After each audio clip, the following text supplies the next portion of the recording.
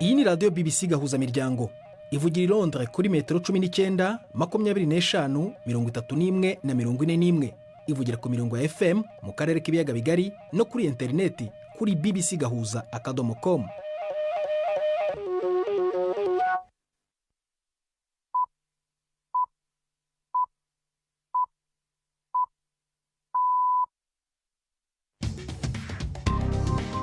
Ubu ni saa 10 n'igice ku isaha mpuzamahanga ya GMT, ni saa 12 n'igice ku masaha yo mu Rwanda no mu Burundi. Muri studio muri kumwe na Prudence Ngiyumva.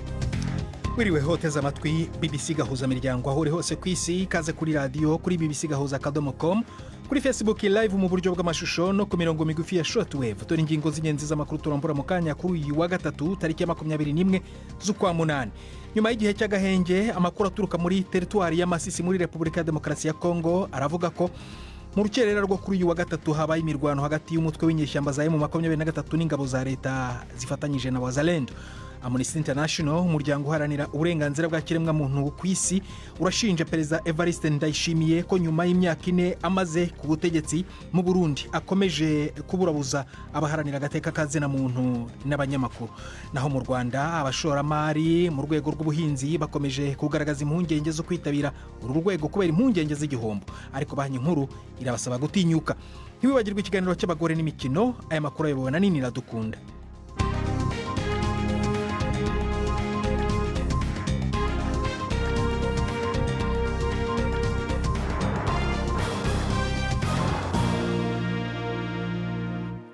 Amakuru arambuye ni mu kanya nyuma yuko Jacques Nitegeka abanza kubagezaho indi ncamake y'amakuru y'ingenzi avugwa ku isi. Umwe mu bayobozi bakuru b'umutwe w'abanyapalestine Fatah yashinje Israel kwica umwe mu bagize uyu mutwe muri gahunda yo gutuma intambara isakara mu karere. Taufik Tiravi, umwe mu bagize komite nyobozi y'umutwe, ibyo yabivuze nyuma y'igitero cya Israel cyahitanye umwe mu bayobozi ba Fatah mu majyepfo ya Liban. Ni inkuru ya Hugo Bachega mugezwaho na Yvette Kabatesi. Igitero cyo mu nkengero z'umujyi w'icyambu wa Sidon nicyo cya mbere kivuzwe kwibasira umwe mu bagize umugwi wa Fatah kuva intambara yatangira i Gaza. Igisirikare cya Israel cyatangaje ko umuyobozi wishwe Kadir Makda n'umuvandimwe we bakoreraga urwego rukomeye rwa gisirikare rwa Iran, kandi ko bari bafite uruhare ruziguye mu kuyobora ibitero no kwinjiza intwaro mu buryo butemewe mu rusisiro rwa Cisjordanie. Muri iki gitondo kandi umutwe wa Hezbollah wateye ibirindiro bya Israel ukoresheje ibisasu bya rokete ndetse n'indege zitagira dereva, nyuma y'aho ububiko bw'intwaro zawo buri mu kibaya cya Beka muri Liban bugabweho igitero mu ijoro ryakeye. Guhangana kwa Israel na Hezbollah ifashwa na Iran kuragenda kongera impungenge z'uko gushobora guhinduka intambara yeruye. Igisirikare cya Ukraine kiravuga ko kimukoresha mu gitero cyagabye imbere mu Burusiya ibibunda cyahawe na Amerika bizwi ku izina rya HIMARS, birasa ibisasu bya rokete. Bibaye inshuro ya mbere Ukraine yemeye ku mugaragaro ko ibikoresho byatanzwe n'ibihugu byo mu burengerazuba bw'isi birimo gukoreshwa hakurya y'umupaka. Itangazo ry'igisirikare cya Ukraine rivuga ko ibisasu bya rokete byasenye ibiraro n'ahandi hantu hari hagambiriwe.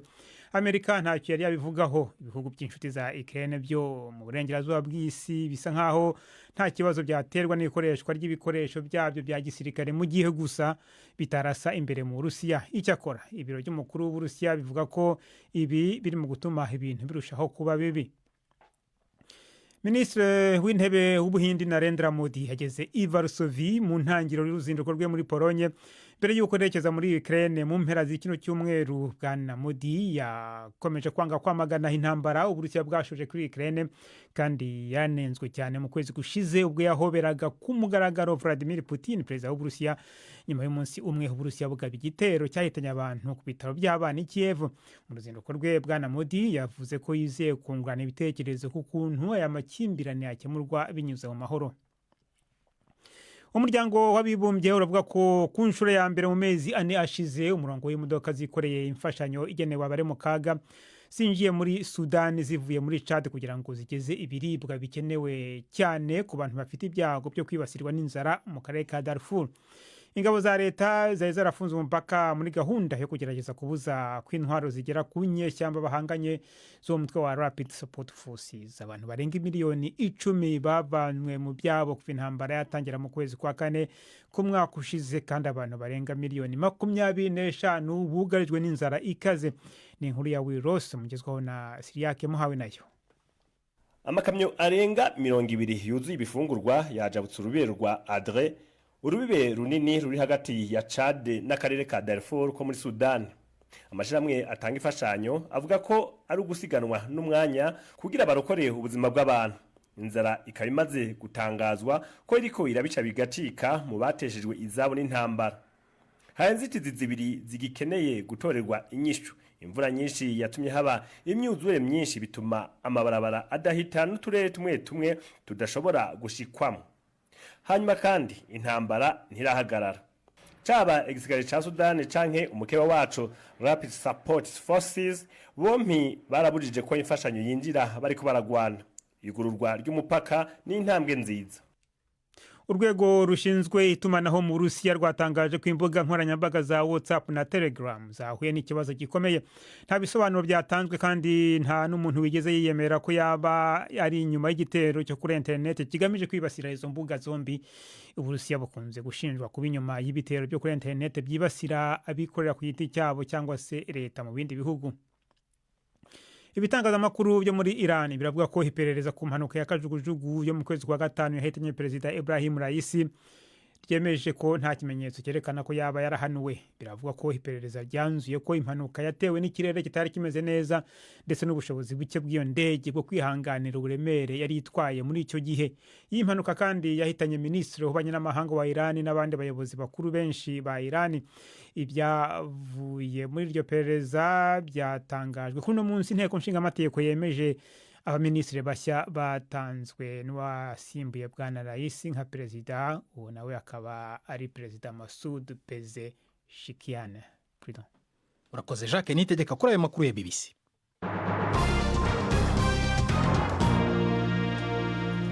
Ikaze ku makuru arambuye duhera muri Repubulika ya Demokarasi ya Kongo, aho makuru aturuka muri teritwari ya Masisi mu ntara Kivu ya ruguru avuga ko mu rukerera rwo kuri uyu wa gatatu habaye imirwano hagati y'umutwe w'inyeshyamba za M23 n'ingabo za leta zifatanyije na Wazalendo. Ni mu gihe hashize igihe hari agahenge muri rusange katangiye araka ibyumweru bibiri mu ntangiriro z'ukwezi kwa karindwi kategetswe na Leta Zunze Ubumwe za Amerika, nyuma Rwanda na Kongo nabyo byumvikana akandi katangiye mu ntangiriro z'uko kwezi. Ni inkuru mugezwaho na Robert Patrick Misigaro.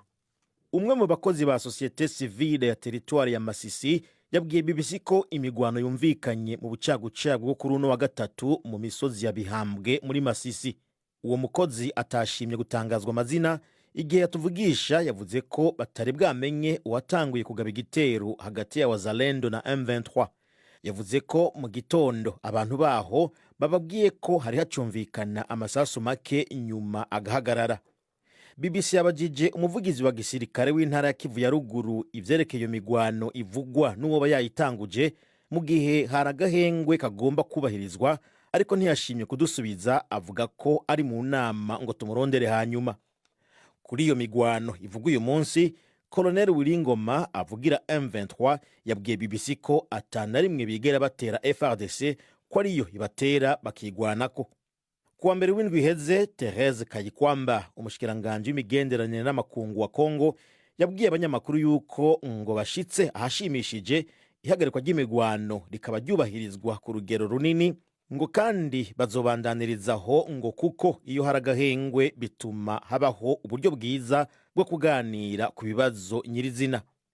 Aho hari nyuma yaho Perezida João Lourenço wa Angola ashikirije Perezida Felix Tshisekedi i Kinshasa na Perezida Paul Kagame i Kigali iciswe umugambi wuzuye woshikana ku mahoro aramye. Umuryango mpuzamahanga uharanira uburenganzira bw'ikiremwamuntu ku isi Amnesty International urashinja Perezida Evariste Ndayishimiye ko nyuma y'imyaka ine amaze ku butegetsi aguma aburabuza abaharanira agateka kazina muntu n'abamenyesha makuru. Amnesty yagiriza leta y'u Burundi gukoresha icyaha cyo kugumuka no kubangamira umutekano wo mu gihugu hagati mu kubacecekesha. Inkuru ya Siriaka Muhawe nayo uri mu biro bya BBC Nairobi. mu cegeranyo iryo shirahamwe ryasohoye ryise Uburundi imvugo itandukanye n'ingiro cerekana mwidonido ingene abari mu mashirahamwe atawe yegamiye muri politike mu Burundi baburabujwe muri iyi myaka 4 iheze. Cerekana ingene muri iyo myaka Perezida Evariste Ndayishimiye amaze ku butegetsi abandi hagati y'akazi na muntu amenyesha makuru n'abatavuga rumwe nawe muri politike babandanije guterwa ubwoba, gukubagurwa, guhagarikwa no gupfungwa hadakurikijwe amategeko no gucibwa imanza z'akarenganyo.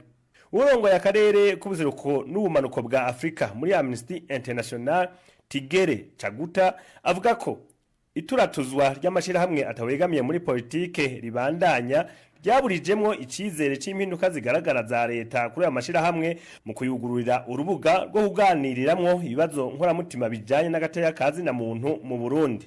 Amnesty International ivuga ko inyuma yaho ashikiye ku butegetsi President Ndayishimiye yerekanye ibimenyetso byo gutezurira amashirahamwe atawegamiye muri politike n'imenyesha makuru.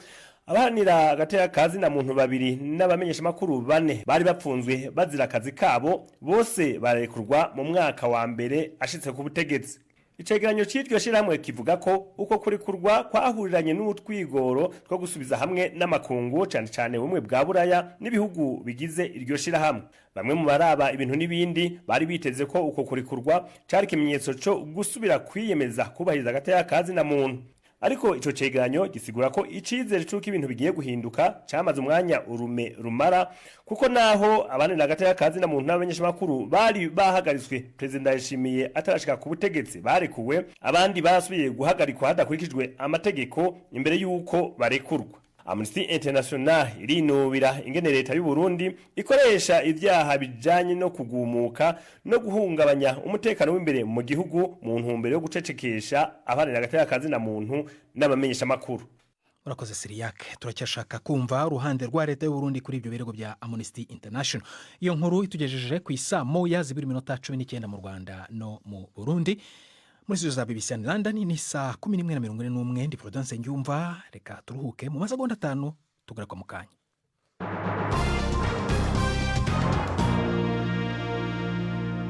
Banki nkuru y'u Rwanda irahamagarira abashoramari gutinyuka urwego rw'ubuhinzi ngo kubera ko narwo rwunguka nk'izindi. Ni mu gihe rero abashora imari bagaragaza impungenge zo kwitabira uru rwego kubera impungenge zo guhomba. Banki nazo kandi ngo ntizitabira gutanga inguzanyo muri uru rwego, nizitinyutse kubikora ntizaka inyungu y'umurengera kubera kutizera ko zizagarura amafaranga yazo. Ibi byasobanuriwe n'abanyamakuru mu kiganiro banki yatanze isobanura uko ifaranga ry'igihugu rihagaze. Ibindi n'umunyamakuru wacu w'i Kigali Jean Claude Mwambutse. Mu kiganiro yahaye abanyamakuru banki nkuru y'igihugu yavuze ko ifaranga ry'igihugu rihagaze neza, cyakora ngo ryatakaje agaciro nubwo ari ku rugero rudakanganye. Asobanura ku gutakara kw'agaciro, guverineri wa banki nkuru y'u Rwanda John Rwangombwa yavuze ko kwatewe nuko ibyo igihugu cyohereza mu mahanga byiyongeyeho 0.9% gusa, nyamara ibitumizwayo bikiyongeraho agasaga 6%. Ibiciro ku isoko ngo byariyongereye, cyakora ngo ntibyarenze urugero rwa 5% rwari mu iteganyamibare rya banki nkuru. Havuzwe ku ishoramari rigitinya urwego rw'ubuhinzi, nyamara ruri mu zirimo amahirwe menshi. Ngo banki zitinya gutanga inguzanyo ku bahinzi, n'izibikoze zigasaba inyungu iri hejuru cyane. Umuyobozi wungirije wa banki nkuru y'igihugu Madame Suraya Hakuziyaremye avuga ko hari ibisubizo leta iri kugerageza. Leta yashyizeho ubwishingizi biha n'icyizere banki zikaba zashobora kumuguriza. Icya kabiri ni uyu mushinga washyizweho w'inguzanyo zinyuze muri banki itsura amajyambere miliyari 15. Aho byari kugira ngo bifashe abari mu buhinzi kuba bagira inguzanyo ku giciro kiri hasi ugereranyije n'inguzanyo zisanzwe, ndumva bageza kuri 12%.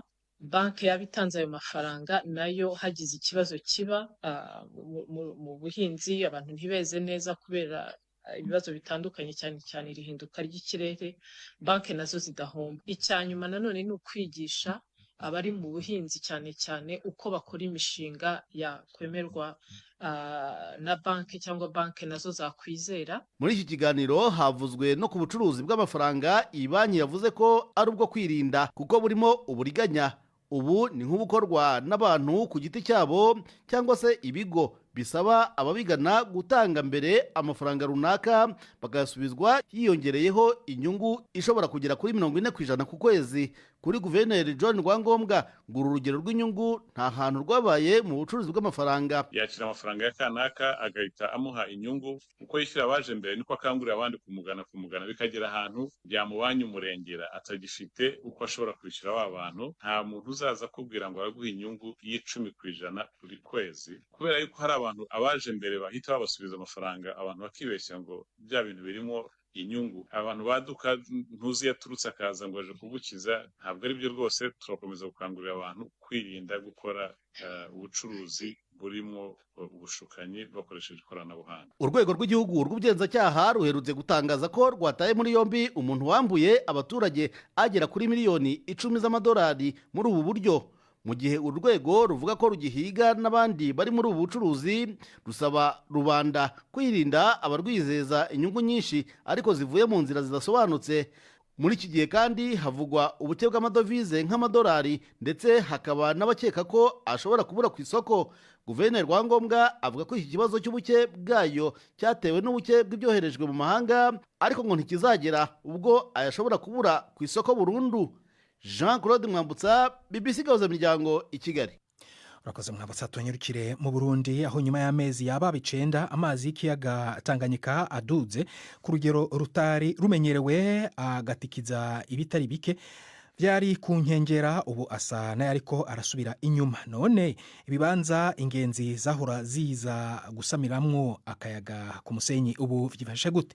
Mbega abahorera bahakuye icigwa kihe muri iki gihe imvura igiye gusatura? Shida Sihundi Mpundu yagendeye bimwe muri ivyo bibanza maze adutegurira inkuru ikurikira. Mpagaze kuri Safi Beach, ahahoze hahimbarizwa ubugeni, hahoze kandi uburiro n'ubunywero. Harakundwa cane, ariko ubu ivyari bihubatswe nka vyose vyaratwawe, harasibanganye, beneho barataye baromoka. Fleury Irakoze niho yahoze akora.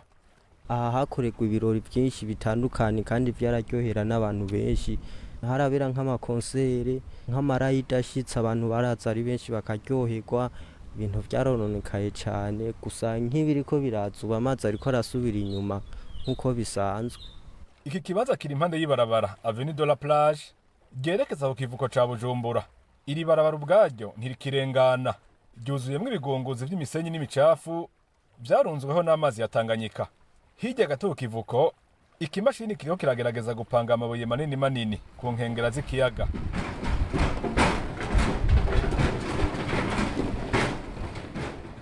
Biraboneka ko bashaka kwitanga umutasuro w'imvura. Iduga ry'amazi ya Tanganyika ryaragize ingaruka no ku bibanza bikomeye vyakira ingenzi aho bita mu Kajaga. Ibitari bike vyarugaye uhereye ahazwi nka Saga Plage, ariko hamwe baragerageje kwigwanako. Barubatse inkuta zitangira amazi, bagerageza no guhindura inyubako, bongera basuka hasi umusenyi n'ivu bituma haja mu kirere gusumba ikiyaga. Archer Girumugisha afise ikibanza citwa Uzuri Beach, numwe mu bariko bakoresha uwo mukenyuro, ariko avuga ko bitwara uburyo bwinshi cyane. Aho nari nagejeje nari nzi yuko avec amavacances ya été juillet août umuntu azoshobora kuronka amahera yinjira kugira ngo imvura izotasure, donc hose hashoboye kuja hejuru. Mugabo nta bakiriya vraiment, nta bakiriya turonka. Ubunya ikigwa nuko kirazira guheba kudebukirwa ugerageza kugwana. Archer yemeza ko iduga rya Tanganyika ryatumye atakaza ibice 80% vy'umutahe. Avuga ko n'abanyamahanga bahora baza kwiryohera ubu batagihurumbira Tanganyika kubera ivyabaye. Bakiza cyane kuko urumva nabone baratinya kuza kubera hari Tanganyika ifise inguvu nyinshi cyane. Mugabo kera baraza cyane, ubu ntabo tukibona, nta bakiza. Ikiboneka cyo abafise ibibanza ku kiyaga barakwicirwa gikomeye mu byabashikiye. Bigaragarira ku kuntu ubu bariko batunganya gushasha inyubakwa zabo n'ivyo bibanza. Yamara biraboneka kandi ko bagifise ubwoba. Gildas Yihundi Mpundu, i Bujumbura. Tuve Bujumbura dusubira i Kigali mu mikino na Yves Bucyana. Imikino kuri BBC gahuza miryango.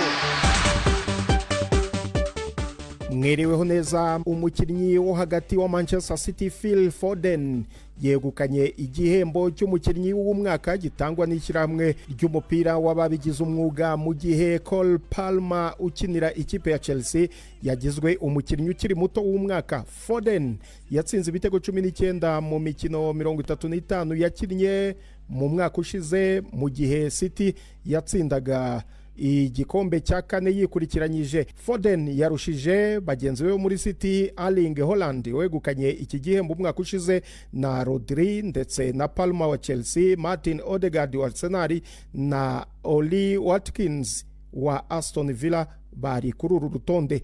Ni mu gihe Khadija Shaw yatoranyijwe nk'umukinnyi w'umwaka mu bagore bakina umupira w'amaguru w'umwuga, naho Grace Clinton yatwaye igihembo cy'umukinnyi ukiri muto. Shaw w'imyaka 27 yakinira Manchester City niwe watsinze ibitego byinshi muri shampiyona y'abagore umwaka ushize, yatsinze ibitego 21 mu mikino 18.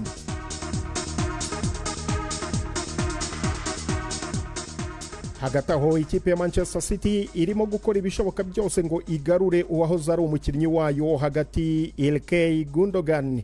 Uyu mukinnyi w'imyaka 33 yavuye muri City yerekeza muri Barcelona umwaka ushize nyuma yo gufasha City kwegukana ibikombe 3 bikurikiranye bya shampiyona, ariko ibibazo by'amafaranga byugarije Barcelona byanayibujije gusinyisha umukinnyi mushya Dani Olmo. Kuba yarekura Gundogan, umwe mu bakinnyi bahembwa amafaranga menshi, byakoroshya inzira yo gusinyisha uwo mukinnyi ukiri muto.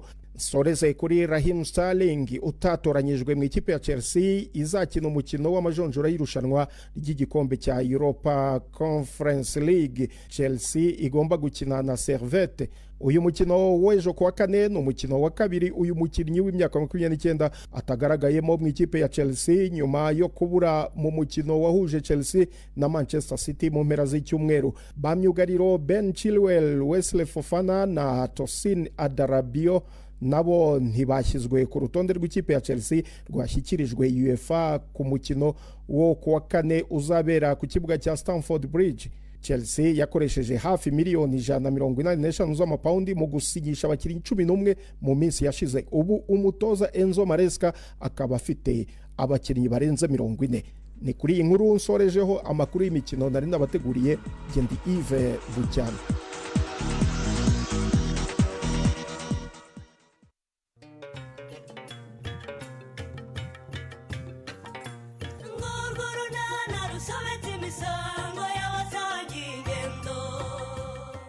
Mu kiganiro nacyo kuri wa kane twabateguriye ubwo byagenze bara umupfu.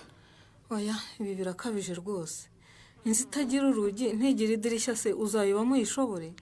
Nzayishobora. Ubona za mayobozi tibera mu mazu nk'aya kandi zikabaho. Ariko wowe uri umugore w'umugabo ntabwo uri mayibobo. N'umugabo? Hari uwo wamboneye se mujyana? Aho usanga nkwe Patrick. Ni 12:45 kuri BBC.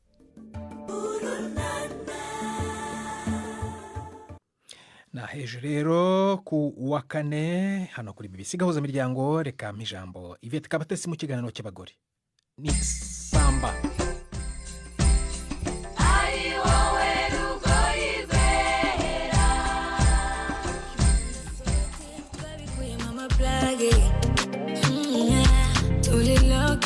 Ni wawe marizaya iyo mubuze ndayagara bajyaga bansaza. Ndi umuririmbyi, ndi umwanditsi, mbikora ku giti cyanjye, mbikora nk'umwuga nk'akazi kuko niyo business nkora imbesha umuntu bya buri munsi. Twigeze kubona igihe kimwe mu myaka mike ishize, tubona amazina araje, tubona abantu bagira bakwitegaho kuba superstar. Twongera tugira igihe turakura, twongera tugira igihe muri no minsi tubona uragarutse. Byagenze gute? Sinzi, ariko nawe nk'uko bizi buri mucuruzi wari wese cyangwa umuntu muri business ntabwo bijya bibura ko hari igihe umuntu aba atari, sinzi niba nabyita ngo gukora nk'uko bikwiye, akenshi aba hari impamvu runaka kandi nazo zikenewe muri ako kanya. Ntabwo nigeze mvuga ngo ndabuze cyane. I try kugira ngo at least abafana banjye, abakunzi banjye nabicisha irungu. Nanyuzaga mu mwaka zanasohoye indirimbo 3, ahubwo ko naje ndi umuntu booming like boom every month ndi gusohora indirimbo every collab ugasanga hose ndi kubarizwamo niyo mpamvu abantu babonyemo icyuho naje hari abandi bantu bamfata ntabwo nari kataza hano sinzi ibintu byinshi cyane ukuntu bikorwa so I needed to learn how to do it. Abantu bakufata no kuvuga abantu bakumanaging abantu bamumanaging hanyuma biza kuba ngombwa ko nza kuba ndi ari njyewe the whole team I need nk'umutwe wa team especially when it comes to business nyine nagomba kuba intego zawe nizihe mu buzima ese urashaka kuba umusitari hano mu Rwanda bikarangira ese urashaka kwagura umuziki wawe ukagera n'ahandi njye nawe ngamije kuba umusitari ngari ibyo bintu nabindi imbere cyane because I was born to be a star nagari ibintu mparanira ikintu cyonyine nshaka right now ni ukubona iyo music nifashe nka business iri gukora neza business yanjye kunguka kuko tuba twashoye biratuvuna cyane ko ari nabyo bintu nyine tuba dushinga nkanjye haba hari tundi business umuntu akora ariko business nyayo umuntu ambajije Marina cyangwa n'umuntu umuzi n'ujya kuri Google ukasearchinga mu Marina Rwanda bakwereka ko ndi musician ntago nifuza ko mustay mu Rwanda gutya gusa wenda uriyo gusa twumva kwamamara ndashaka kugira ngo birenge imbere kugira ngo iyo business turi gukora twavuze ngo tubikoramo amafaranga urumva yavuye wanyoka gutangira gufata n'ayahandi mu bindi bihugu ku isi hose East Africa mu business biri kugenda neza cyane Marina kuko zishyano mbexajije umwana w'abandi nakiryama yeah kuko zishyano mbexajije umwana w'abandi nakiryama Marina tabara undi mwana afite ifoto yawe ku gitanda kandi yakubonye aragutinya ari wowe rugo yizera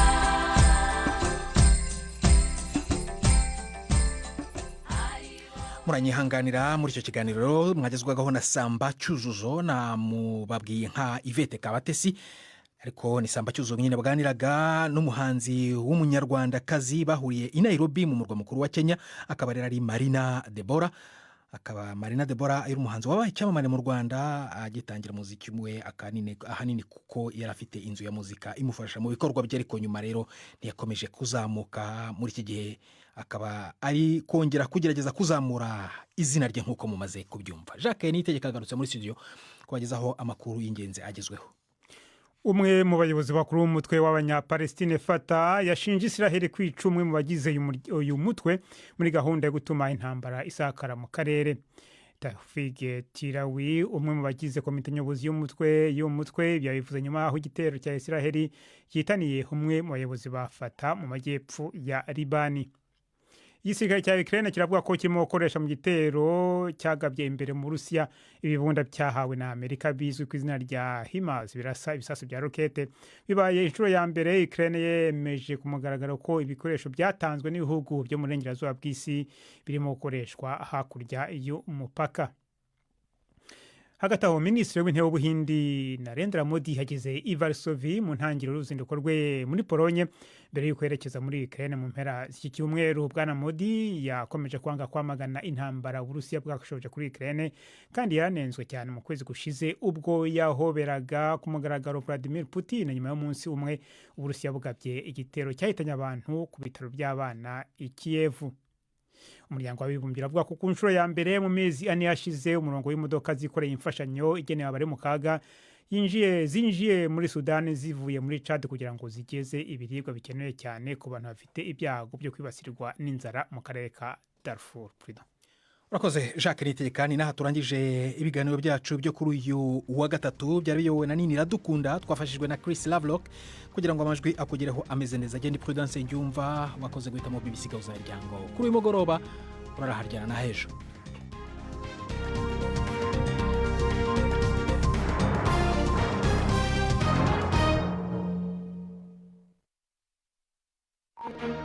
Thank you.